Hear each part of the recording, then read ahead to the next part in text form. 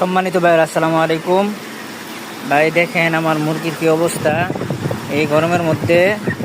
এই যে এই মুরগিটা স্টক করবার লইছে আমার সামনে। আজকে ভাই 2টা মুরগি মারা গেছে, স্টক করবার লইছে। আমি তাড়াতাড়ি নিয়ে গোসল টোসল করে এখন মনে করেন যে ইয়ের সামনে ধরছি, ফ্যানের সামনে ধরছি।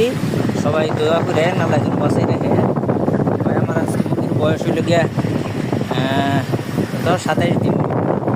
এই দেখেন পুরা ফার্ম দেখাইতেছি আপনাদেরকে।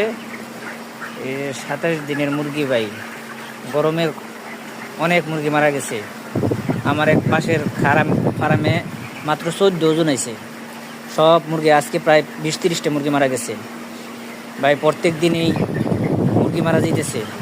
মুরগি মারা যাওয়ার এক কারণ লোডশেডিংয়ের কারণে।